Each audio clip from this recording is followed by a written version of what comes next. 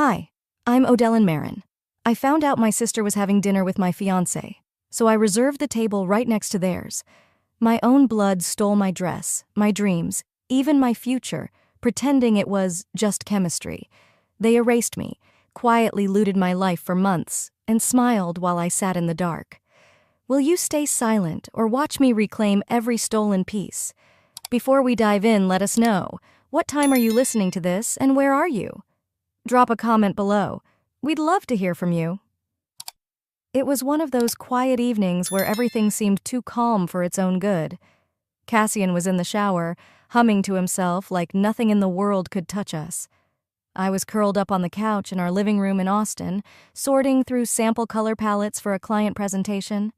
The kind of night that should have ended in tea and sleep. But then, his phone lit up. Just a ping. A harmless chime I'd heard 1,000 times. I didn't mean to look, I swear I didn't. But the screen was facing me, and curiosity, no, something deeper, made me glance. Arya, Friday, private booth, she'll love it. I blinked. The message preview was from my sister Valora. My stomach clenched. My first thought was, that must be a mistake. But it wasn't. The sender ID was clear and the tone too familiar.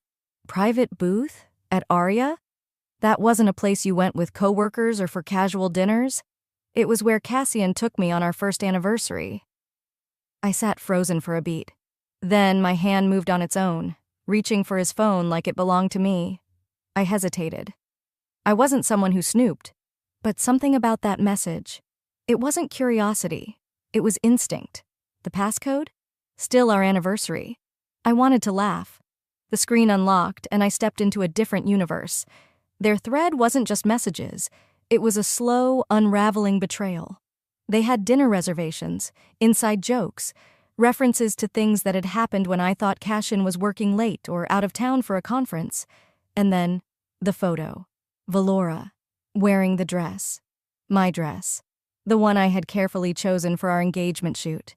The one I let her borrow last month because she had a charity event and nothing decent to wear. The same dress she'd smirked at before, teasing, "It's cute." Kind of modest for me, though. There she was, posing in that same dress, one shoulder slightly off, a hand on her hip like she owned it, or maybe like she'd just claimed something more than fabric. I stared at the image for what felt like hours. I wasn't just looking at infidelity, I was looking at erasure. My sister had taken something sacred and made it hers. My fiancé, my dress, my place. I didn't cry. I didn't throw his phone across the room. I didn't scream. I placed the phone exactly where I found it. Then I walked, slow and steady, to the kitchen. Poured a glass of water with hands that should have been shaking. They weren't. It's strange how betrayal doesn't hit like lightning. It seeps in like cold. Once the water touched my lips, I picked up my own phone and texted Elias. "You awake?" He replied in less than a minute. "For you? Always."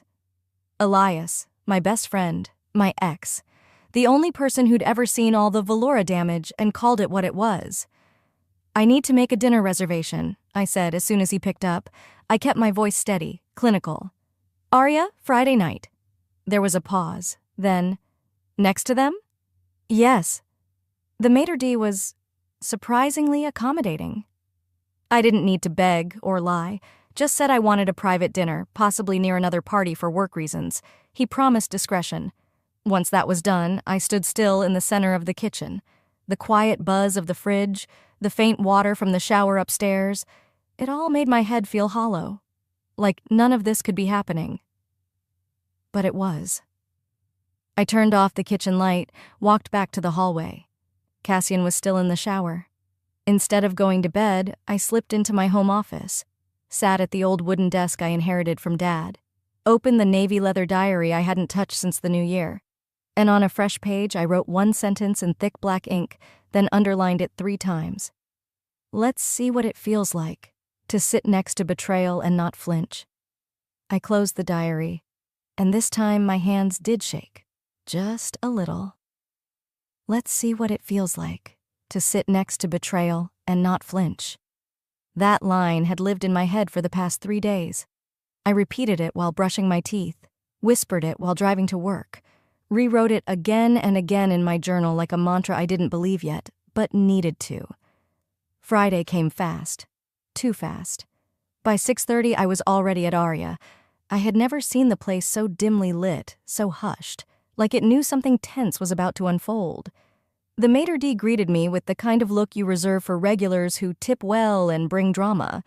He nodded discreetly and gestured toward the corner. "As requested, Miss Marin. Table 12. Your guest has arrived." Guest? I turned and saw Elias already seated.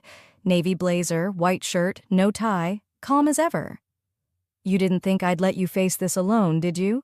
he said, rising with a soft smile. He held out his hand. I took it. His grip was warm, firm, and just long enough that if someone were watching, which they soon would be, it might look like we were something more. He pulled out my chair like we were on a first date. I sat in silence, smoothing the fabric of my dress. A fitted black sheath. Nothing flashy, just strong. The kind of thing Valora wouldn't be caught dead in. My wine was already waiting. Crisp, dry white. I sipped it slowly, letting the cool bite settle me. Elias leaned in. "You sure you want to be here for this?" "I've been sure since the second she wore my dress," I replied. At 7:12, Cassian walked in. He scanned the room like he was expecting someone familiar but trying not to look obvious. Hair styled just the way I used to run my fingers through it. That same slight hunch in his shoulders when he was nervous. I watched it all from 10 feet away. Then, Valora followed. And just like always, she made an entrance. Hair swept up, confident strides, a smile like she'd never hurt a soul in her life. She was wearing my nude stilettos, the Louboutins I had lent her for a client dinner 6 months ago. They were never returned. Just like so many pieces of me she'd casually borrowed, then claimed. She laughed at something Cassian said. They slid into the booth, on the same side. Close, like a couple who'd already rehearsed this moment. "God," Elias muttered under his breath. "They look rehearsed." I didn't answer. I was too busy memorizing every inch of their body language, hers draped toward him, his hand hovering near her thigh. I swirled my wine, then stood. Elias didn't stop me. I took the long route past the booth, pretending to head to the restroom. As I returned, I made eye contact. Valora spotted me first. She froze. Her smile collapsed in real time.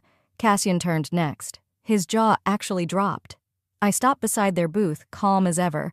My voice didn't even waver. "Valora," I said smoothly, "I believe you remember Elias." Elias stood behind me like a silent monolith, nodding politely. He didn't smile, didn't need to.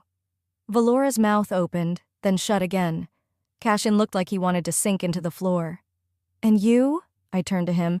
"I believe for God I see everything." Cassian blinked. "Odellin, what is this?" "You tell me," I said, tilting my head. "I'm just here for dinner, like you."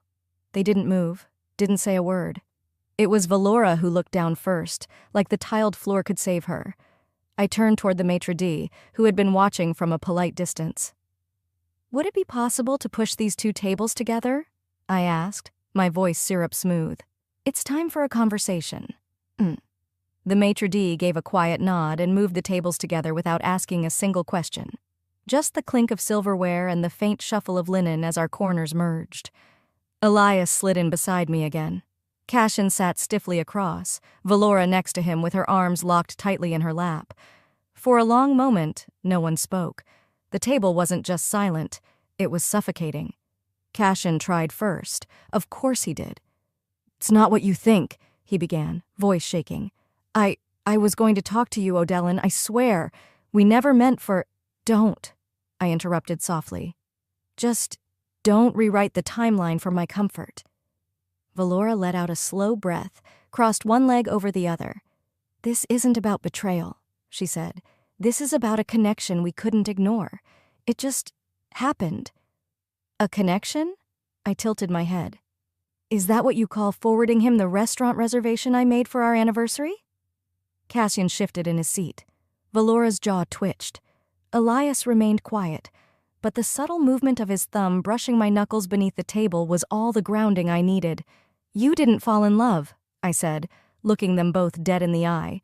"You rehearsed this lie in my absence." Valora snorted. Come on, Odellin, he was never truly yours. You played house, sure, but you were always halfway out the door. I could have taken the bait, but I didn't. Instead, I leaned back, calm as if we were chatting over Sunday brunch. And you've always mistaken stealing for winning. Funny how that pattern keeps showing up. Her smile cracked. You've always made things dramatic, even when we were teens. Remember the art contest? You acted like losing that photo spot was a war crime. My breath caught. I remembered. I remembered because I didn't lose. I had won first place. Regional. My photo had hung on the family mantle for exactly 1 week. Then Dad replaced it with Valora's homecoming queen picture.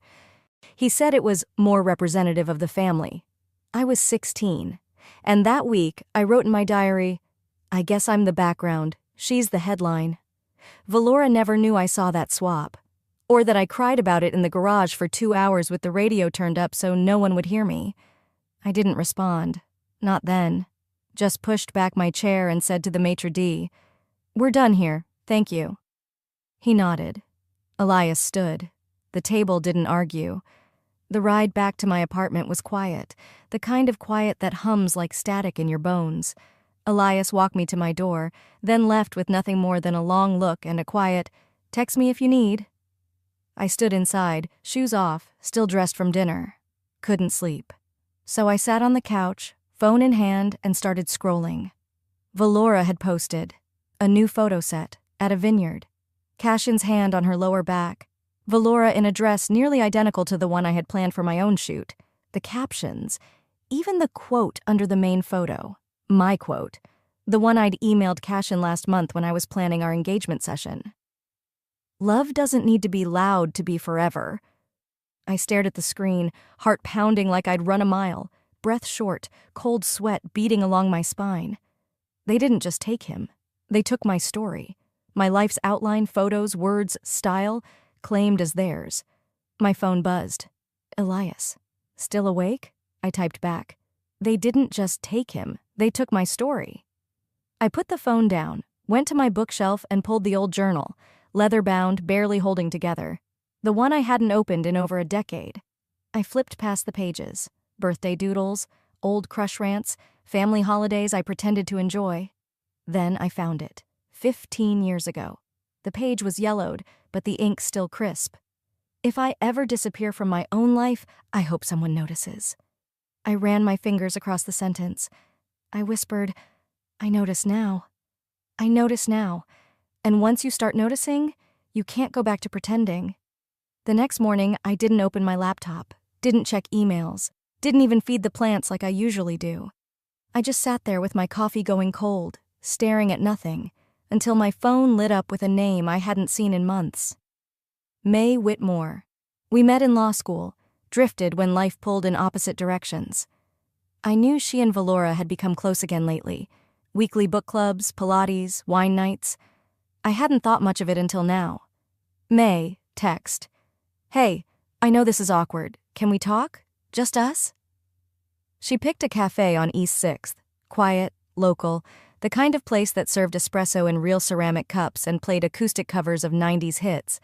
When I walked in, she was already there, both hands wrapped around her mug like it might help her speak faster. Thanks for coming, she said. I nodded, sliding into the seat across from her. What's going on, May? She hesitated, then pulled out her phone. I thought you knew. I didn't want to get in the middle, but you didn't deserve this. She tapped open a thread of texts. Valora's name sat bold at the top. Her messages? Cruel. Valora. She clings like a puppy. Cashin can't breathe. Valora. You should see how he lights up when he's with me. It's like she kept him in a cage. May's eyes brimmed with guilt as she handed me the phone. They've been seeing each other for almost a year. I didn't flinch. I didn't ask for more. I just handed the phone back, jaw tight, and said, Thanks for being honest. That's more than I've gotten from most people. Later that afternoon, I drove to my mother's house. If only to prove to myself I could stand there and not break. The house still smelled like lemon cleaner and nostalgia. A little too clean, a little too hollow. She opened the door, surprised. Odellin, everything okay? I just wanted to talk, I said. keeping my voice even. About Valora, about Cassian. Her brow furrowed and she led me to the kitchen. Tea was already brewing. I know it's not easy, she said after a pause, but Cassian, well, he always seemed more alive around Valora. Maybe it's not betrayal. Maybe it's just chemistry. I blinked. Chemistry, I repeated, as if trying the word out. So that's the bar now. Before she could respond, footsteps came down the stairs. Valora, wearing one of my old college sweatshirts, book in hand. Oh, she said casually. Didn't know you were coming by. I stared at the cover of the book, the one I'd kept under my bed for years. A gift from Dad before he got sick. She dog-eared it. You're living here? I asked. Just until the wedding, she replied, not even blinking. Mom said it's fine. I looked back at our mother. She didn't deny it. I stood slowly. I'll let you both get back to your bonding. But at the front hallway I turned. Valora was trailing behind me, probably to gloat. I stopped, turned to face her. You may have fooled them, I said quietly. You may even believe what you're doing is love, but you're building it on ashes. Her lip curled. You're just bitter. Let it go. You never made him happy. There it was, the gut punch. Still, I didn't waver. Enjoy him, I said, voice like ice. But if you try to erase me again, I'll make sure everyone sees who did the burning. She rolled her eyes and slammed the door behind me. And there, on the hallway table, the last little insult, was a framed photo. One I'd taken years ago on our family trip to Sedona. My shot. My watermark had been cropped out. Beneath it, a gold plaque read, "Captured by Valora." I took out my phone and snapped the picture. She snaps a picture of it with her phone. I didn't even remember walking out of the house. The next thing I knew, I was in my car, the engine running but the keys still in my lap. The framed photo was burned into my vision. One I took, one I edited, one I cherished. And now, repurposed like everything else they've taken. 3 days passed. I worked, but not really. I went through the motions, keeping my replies short and my voice steady, but inside something was moving, shifting, settling. Then came the message. Mom, can you come by Saturday? Just to talk. Calmly. The word calmly gave her away. Something was planned. Saturday afternoon, I drove up the familiar driveway, the gravel crunching like it always had. A subtle ache rose in my chest. How many holidays, birthdays, late-night tears had this house held for me? Now, I wasn't sure it held anything. Inside, I found them already arranged. Mom on the sofa's edge like a mediator, Dad across from her, hands folded. Cassian sat stiffly near the armrest, and Valora, perfect posture, legs crossed, smiling like she belonged there more than I ever had. Thank you for coming, Mom said, as if this were a negotiation. I took the only empty seat and waited. We just want to move forward with peace, she continued. There's no sense in dragging this tension. The engagement party is 2 weeks away. Can we agree not to create any scenes? My jaw tensed. By scenes? Do you mean telling the truth? Dad, who rarely spoke unless it was about the weather or car maintenance, looked up. There's no reason to dig up more than what's already done. Cassian cleared his throat, but said nothing. And then Valora, glowing like always, chimed in. We just want to celebrate. Start fresh. The deposit's taken care of, the honeymoon's locked in, it's finally all squared away. Her voice dripped with ease, like the world had folded itself neatly around her. Something clicked. The deposit. The honeymoon. 2 years ago, she called me crying. It's an emergency, Odie. I need a medical procedure and can't tell Mom. I'll pay you back, I swear. I wired her $18,000. No paperwork, just trust. I never saw a bill, never saw a scar, just a new apartment and a growing Pinterest board labeled "Forever with him." And now I knew. That money didn't go to any hospital. It bought her the vineyard venue, the honeymoon suite, my silence. I didn't say a word. I didn't need to. My whole body went cold, like my skin knew before my mouth could form it. Valora reached into her bag and pulled out a thick envelope, white and embossed. Here, she said sweetly. Your invitation. I still want you there. I took it, stared at the gold lettering. Our family's name printed on the front like nothing was wrong. Then I handed it back. I won't be attending the celebration of theft. Mom's breath caught. Don't do this, Odellin. She's your sister. I looked at her. Really looked at her. And I was your daughter first. I stood and walked out before anyone could stop me. No yelling, no last words, just the weight of 1,000 unsaid things pressing between my shoulder blades. Outside, the sky had turned overcast. I reached my car, leaned against the door, and let the air fill my lungs. Then I unlocked my phone and typed the one message I'd been circling for days. To Elias. It's time. Can we talk Monday? Legal? By the time Elias opened his office door Monday morning, I was already sitting in the lobby, holding a folder I hadn't dared look inside for days. He didn't say, "Good morning," or "You look tired." He simply nodded, stepped aside, and said, "Come in." The room smelled faintly of leather and old coffee, comforting in a strange way. It reminded me of when we used to study for the bar exam together, back before titles and betrayal.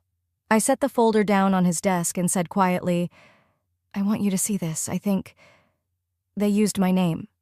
He didn't flinch, just opened the folder and began reading. Inside were screenshots of the wire transfer to Valora, $18,000 labeled only as personal, and copies of Cashin's old business proposal he once asked me to review. At the time, he told me he was just brainstorming. Now I realized it had been a blueprint. Elias didn't speak for several minutes. He pulled out a slim, locked drawer and removed a printed set of LLC documents. "This is Valora's startup, right?" I nodded. "Take a look at line 14, he said, pushing the form toward me. "Initial angel investor, registered as OM through Cashin's shell management firm. That's you. It was your transfer. They masked it through his name." My breath caught in my throat. I looked closer, and there it was. A signature I'd used once, years ago, on a lease agreement. They'd lifted it, reused it. I whispered, "They used me to start her business, then deleted me when she didn't need me anymore." Elias leaned back in his chair. "You can sue. You'd win. But if you do it now, they'll paint you as bitter, jealous. You'll look like a jilted ex with money. If you wait, you can catch them off balance." He was right, again. We spent the next hour crafting a strategy. No lawsuits yet, just friction. We prepared paperwork to flag any future investments tied to that business name. Then he helped me file a formal notice of contribution, just enough to appear in public records, but not enough to trigger headlines. Yet. By mid-afternoon, I walked out with a folder under one arm and clarity under the other. That evening, just before sunset, I stopped by Valora's boutique.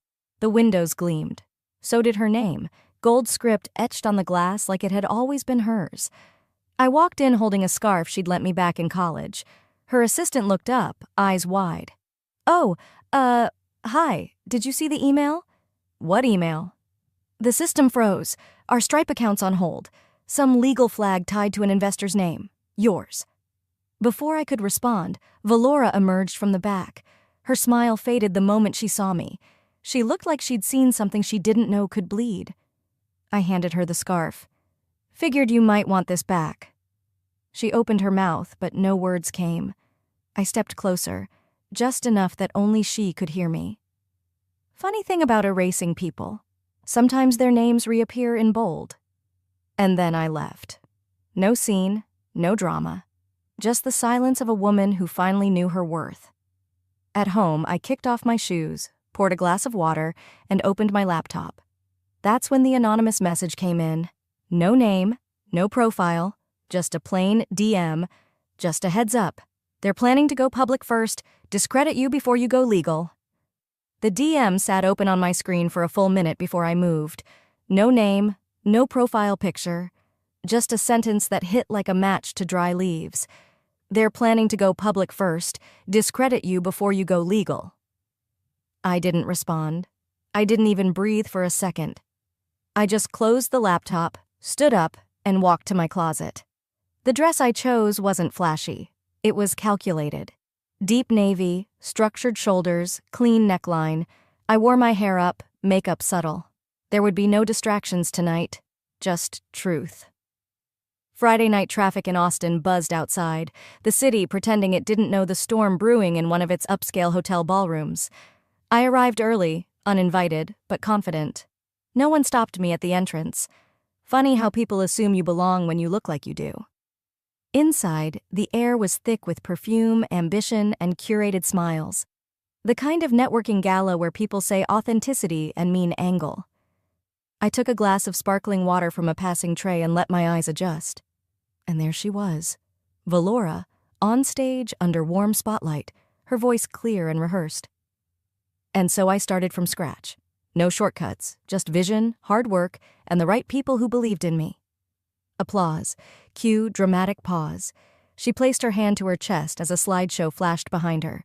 Childhood photos, images from her boutique, and finally the words, Valora Marin, self-made founder, story of resilience.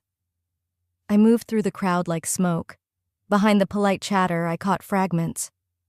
Cassian said his ex spiraled after the breakup. Apparently she's making trouble for them now. Such a shame, really. Some people can't move on. And there it was. Cassian, just off stage, leaning in toward a PR rep with a concerned expression painted perfectly for sympathy. She's fragile, I heard him say, low and breathy. We didn't want to say anything before, but she's making things up. We've only ever wished her peace. I could have screamed. I could have grabbed a mic and torn their lies in half, but I didn't. Instead, I walked quietly toward the front as the MC wrapped up Valora's segment. And now, before we close out, a special acknowledgement to past contributors who've helped elevate women in leadership, starting with Odell Marin. I stepped up, a few polite claps, a few confused glances. I took the mic, smiled faintly, and held up my phone. I believe stories matter, I said, especially the ones where someone gets written out and then writes back in. I tapped the screen. Cassian's voice echoed across the ballroom speakers. We didn't want to say anything before, but she's unstable. We kept quiet out of love. Murmurs, chairs shifted, glasses paused midair. Then I tapped again. Founding document of Marin & Company, I said. Filed January 3rd, 2022. Initial investor, Odell Marin. I held up the notarized printout for all to see. And the original marketing deck, I continued. All built from a vision they now call theirs alone. Valora had frozen halfway down the steps toward the mic. I turned to her. I'm not here to humiliate you, I said, voice even. I'm here to correct the record. Then I handed the mic to the MC, stepped down from the stage, and walked out. Behind me, the room burst into noise, gasps, whispers, camera flashes. But I didn't look back. I closed the door behind them, not slamming it, not even pressing it shut, just letting the silence swallow their exit. For a moment I stood there, one hand still on the doorknob. My apartment had never felt so clean, so empty of pretense. I exhaled and turned toward my phone. That clip from the gala? It had exploded. By morning, it was everywhere. Someone had caught the whole thing on video. My speech, the contract, Valora's face, even the moment I walked away with nothing but my name reclaiming itself. Twitter lit up with hashtags like Real Founder, Silent No More, and my personal favorite, turns out the quiet sister built the house they tried to evict her from. Even my inbox wasn't safe. Journalists, old colleagues, distant relatives. A stranger had emailed, I never liked Valora. Thank you for reminding the world that loud doesn't mean right. But then came Elias's call. The audit triggered. Stripe flagged Valora's LLC and the big fund? They're pulling out until ownership gets clarified. I sat down slowly on the edge of my couch, not out of shock, but relief. Not victory yet, but breathing room. Then came the message I never expected. A forwarded voice recording. No name, just a subject line. You should hear this. I clicked play. Cassian's voice, unmistakable and casual. She won't fight back. Odellin? She doesn't have it in her. We'll just shift everything over slowly. By the time she notices, it'll be ours. There was a pause, then Valora's laugh. She always wanted things to be fair. That's her flaw. The file cut out. My hands shook, but not from pain, from clarity. The forwarded address, Valora's boutique. I checked the metadata. The file was logged under her assistant's folder. 3 hours later, a quiet email came in. She made us erase you from everything. I'm sorry, I couldn't keep doing it. R. I didn't write back. I just stared out the window for a while, watching the shadows shift across my building. Some betrayals cut deep, but some liberate. That evening, they came. Cassian knocked first. Valora stood behind him. No makeup, no sharpness left in her face, just panic. I didn't invite them in. I let them speak. "Oh, Dylan, we can undo this. If you call off the legal claim, we'll make things right, publicly. Just tell them it was a miscommunication."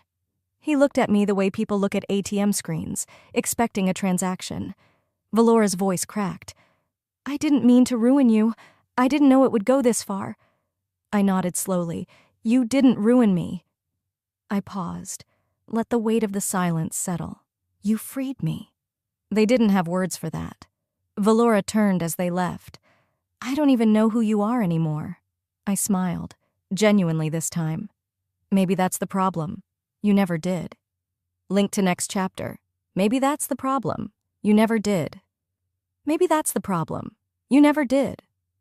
Valora's voice had barely faded when I closed the door. The air in my apartment held the weight of everything left unsaid. But for once, I didn't need it lighter. I needed it honest. It had been a month since the gala. A month since the crowd fell silent, and the version of me they tried to erase took the microphone instead. In that time, silence had changed hands. Valora's brand lost 3 sponsorships within the first week. Cassian quietly stepped down from the firm he'd helped co-found. Their coordinated smear unraveled with the leak of that old recording, his voice confessing they planned it all. Not a misunderstanding, a transition. The assistant who sent it to me never asked for credit. She just wrote, "She made us erase your name. I couldn't anymore." That was enough. Apology emails trickled in from people I hadn't heard from in years. Some said they were shocked. Others claimed they never fully believed Valora's version. I didn't respond. Closure, I learned, is something you stop chasing when you start healing. My mother never called. And that hurt. Not because I expected an apology, but because some part of me still thought she might try to understand. She didn't, and maybe never would. But I didn't write this chapter for her. One quiet Friday evening, I was invited to a community art gala at the new downtown cultural center. It wasn't extravagant, just warmth, local artists, small lights strung across a polished patio. I wasn't even sure why I went until I got there.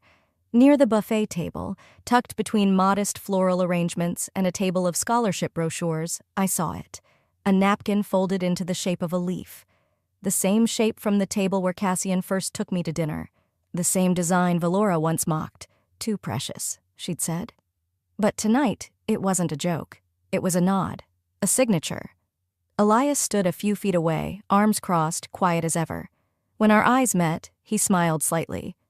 "Told them it was your thing," he said, and took a sip of something amber. They'd named a scholarship that night after my father, for those who build behind the scenes. I hadn't known until the host read it aloud. For a moment, I forgot to breathe. Later, when the crowd thinned and the sky darkened over the Colorado River, Elias and I walked along the water's edge. He asked, "Do you feel better now?" I shook my head. "Not better, just clearer." It wasn't revenge that moved through me anymore. It was something quieter, sharper. A clean line between who I used to be and who I refused to be again. "They wrote me out," I told him. "But I didn't disappear. I just picked up the pen." We didn't say much after that. We didn't need to. Back home that night, I framed a photo from the gala. One a friend had snapped while I was on stage. Mid-sentence, back straight, no hesitation in my eyes. It wasn't about looking powerful. It was about looking like myself again. In my journal, I wrote, "This wasn't the ending they wrote for me, but it's the one I chose, and that makes all the difference."